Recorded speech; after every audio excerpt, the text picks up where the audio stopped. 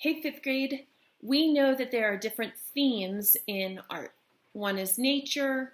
We just finished a theme in art about people. And we're going to create an artwork next that has to do with design and how shapes and lines work together to make art. And so let me show you a finished example. Something like this. We're not going to do all of this today, don't worry. It will probably take 2 or 3 art classes. Today we're going to start with the lines, and I'm going to show you how to use a ruler and a pencil and curves to create a design that looks something like this. Okay, and then we'll take 2 art classes to add the color. One of the things that's important is that you have an even number of sort of triangle cone shapes. So if I start at the top, let's just quick count. I've got 1, 2, 3, 4, 5, 6, 7, 8, 9, 10, 11, 12. I think 12 is going to be a great number for you. You could do 10, you could do 14, but that number has to be even. And you can see from this example that in each of the cones, just 2 colors are used. And you could do 2 colors. I'll show you how to do this with 3 when we get to the color part next week. So this kind of art could also be called an op art or optical art, because even though this paper is completely flat, it looks like you can even like jump into it or go into it because of the vanishing point, which is this spot in the center, and the lines and the curves. Okay, here we go. I need a paper, a pencil, and a ruler. If you don't have a ruler, you could use the edge of a book. I do think your lines need to be straight. And your vanishing point does not need to be right in the center, but it should be sort of near the middle area. And so I'm just going to start with a small dot right here. And then each of my lines needs to go from the dot to the edge.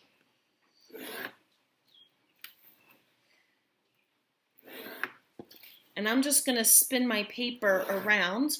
So 3 lines have given me 2 spaces. And again, it's important that I have an even number of spaces, so I'm going to count as I go. 1, 2, 3,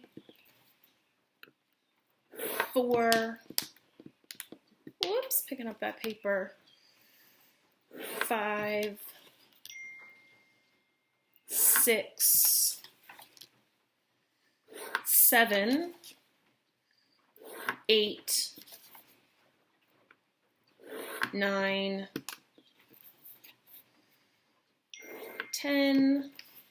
If I divide this one more time, that gives me 11 and 12. So before I trace this with a marker, I just want to go ahead and count those spaces. So let me hold 1, so I know I'm starting. 1, 2, 3, 4, 5, 6, 7, 8, 9, 10, 11, 12. If I would end up with 11, I could just divide 1 or erase a line. And I'm going to go ahead with my Sharpie and trace those lines. If you don't have a Sharpie, that is a-okay. You could use a dark marker, or you could press hard with a pencil.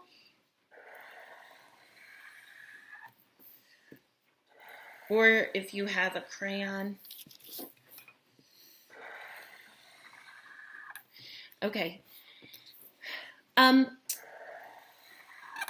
I might add a few more very, very light lines into my work to help me with my curves.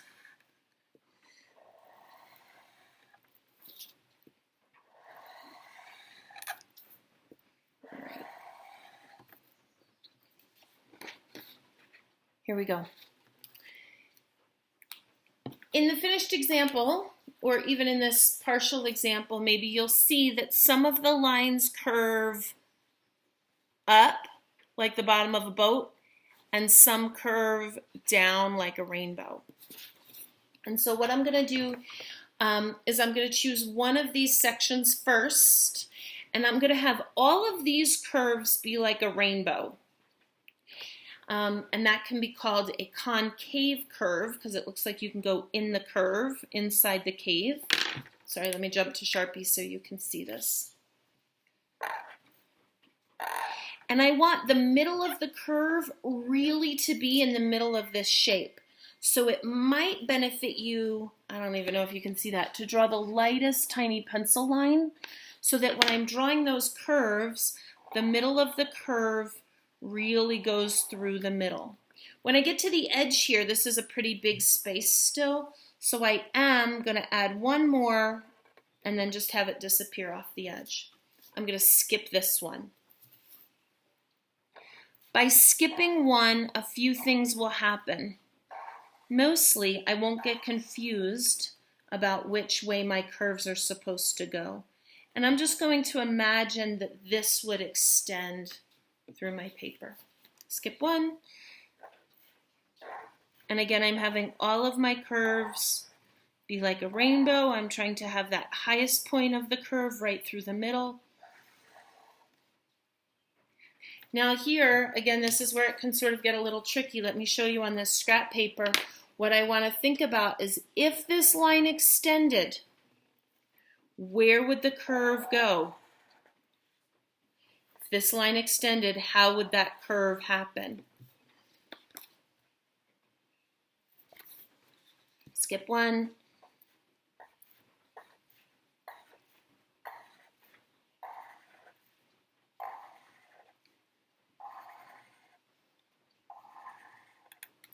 And here I'm okay. I don't need to try and squish one in there.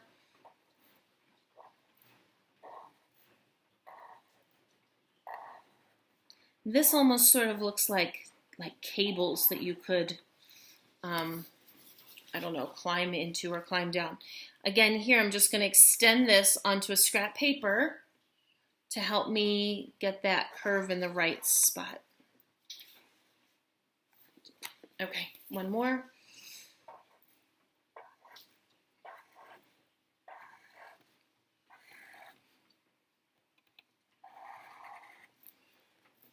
Okay, so all of these curves are going the same direction.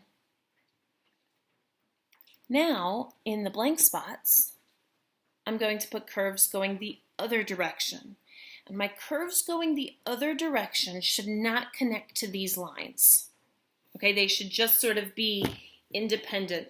And so if I need to, I can sort of put a scrap paper here, put a scrap paper here, so that I'm just thinking about this triangle. This time, I want my curves to be the opposite way. So these sort of curve this way. I'm going to have these go the opposite way.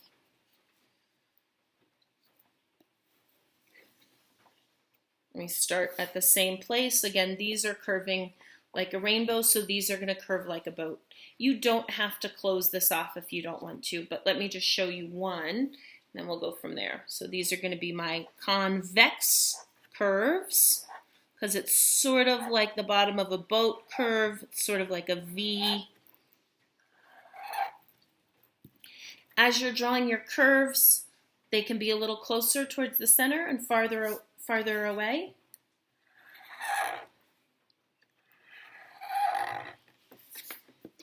And again, these lines don't match up. All right, and then I'm just going to go ahead and finish this.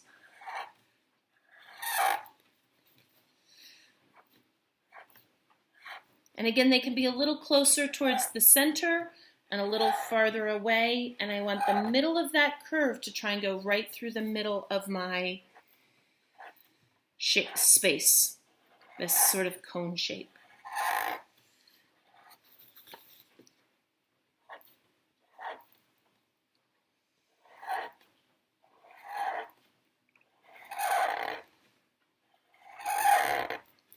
Such a great sound, isn't it?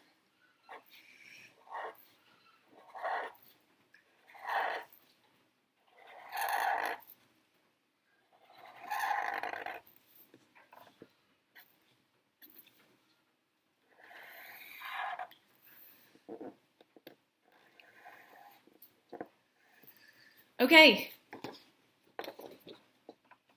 It should sort of look like a wiggly spider web that you could get sucked into. Take a picture, send it to me. Next week we will start the color because it's going to take a long time to fill it in. But don't worry, I'm going to show you some cool strategies so it looks even more like tubes or tunnels or cables that you could climb in and out of.